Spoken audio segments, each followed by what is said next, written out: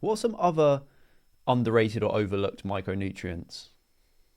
Vitamin D, certainly. I mean, vitamin D3, actually, to be exact, is what we have over the counter. Vitamin D2 is a prescription, but that has to turn into vitamin D3. So I prefer the active form. Vitamin D3 is something that humans, anthropologically, we're getting much more of.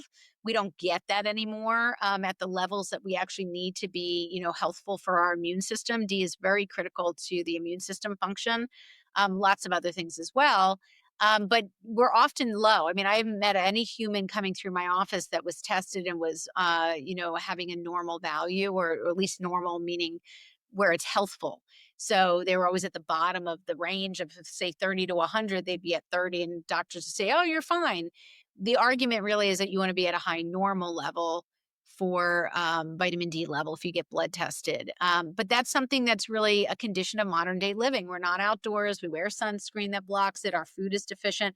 And so you're starting to see really how a lot of modern day life is causing us to not have the nutrients that make us work well and thrive and keep us healthy. And then you add in chemicals. So my book, my teaching, everything I do, curriculum that I do for the Smart Human, which is my website, the Smart Human, I'm teaching people that you can't just take away things. You want to also add in the stuff that has been missing for some time. Yeah. And what are some foods that are naturally high in vitamin D? Obviously, you want to get a lot of sunlight, and here in the UK, we don't get that other than this time of year. Most of the year it's just Yep. cloudy, which is makes basically the whole population vitamin D deficient. What are some, obviously, you can take supplements, but are Yeah. there any kind of organic foods really high in vitamin D that people can take? I would love to say, I think the sad part of the section on the book is that I have not seen enough, people eat consistently. First of all, you got the food system, which is variable. So you don't always know if it's getting the nutrition it has in it, right? Soil quality, transport of food. So you can't always rely, because of the food system, you can't rely on the foods themselves having the right amount. Then you have to be consistent with your life and taking it in every day and at the right amount and not missing a day. And, like, there's so many variables to getting the ultimate goal is to get your blood level to live at a level that's where it works and to keep it there. Unfortunately, there's too many variables. So I've made the argument there are a couple things that we need to take every day since, from birth till death, very dramatic. Call it human fertilizer.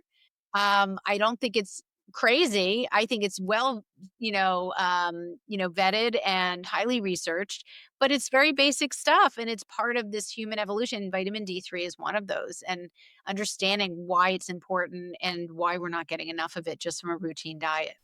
Why vitamin D3 specifically? Do you know the reason why that one's so important? Well, vitamin D3 as opposed to what else? Oh, I don't know. I was just assuming that was vitamin D1, 2, and 3. So is it? Oh, well, yeah, there's different forms of vitamin D, and vitamin D that hits your skin turns into another type of D that goes to the kidneys, that goes to another vitamin D that goes to your liver. So there's actually a lot of different types of vitamin D compounds that transition through different components in your body until it gets to your bloodstream. And that too has its variability, right? Whether or not your kidney can convert it, whether or not your skin is converting, whether you have makeup on, whether you have sunscreen on. So again, that changes whether or not you get actually enough active form of vitamin D3 that's doing its job for a variety of reasons, and, for the immune system. So when I say take vitamin D3, it's the most active form. It's the kind that is the end point, but you don't have to have it converted in the human body, which creates a lot of, issues for some people. Yeah. Okay. So are there any other kind of famous historical examples of toxics that have been once widespread and that have now been banned? Maybe like DDT. What are some like other examples? Yeah, that's a good one. So in the US, there's only about 5 or 6 chemicals in the history of chemicals that have ever been removed. It's insane. You could argue up to 12 if you add a couple cosmetic chemicals, but it is just insane. So DDT is on that list. Some forms of asbestos. We know lead, which used to be allowable in our water system at like 60 parts per million, um, or parts per trillion. I talk about in the book. It has since come down because we know so much more about how lead affects the brain in terms of developmental issues and lots of other health issues, that Now it's down to 15. I don't know what the units are in our water system for maximum contaminant level, concentration level. And even that is considered to be not healthful because we know there's no safe level of lead in human exposure. So, we've had that has taken 100 years to get to that point, and we're still not there. Yeah. Back to my point of waiting until the science gets better, and a lot of this is, science-based, but it's also some precautionary principle, which is we know enough without the hard and fast science that has to be paid for and has to be run in very meticulous ways. We know a lot that we could just say, precautionary principle, if it sounds like a good idea to switch out or stop that behavior or whatever, then just do it, And that's kind of built in to the messaging, of what I share. Yeah, that is why I love your work, because it kind of makes you rely on yourself to change things rather than relying on, like we were saying earlier, like bureaucratic governments or agencies. So yeah, no, it's Yeah, really it's good. unfortunate. I mean, I wish I didn't have to say that, but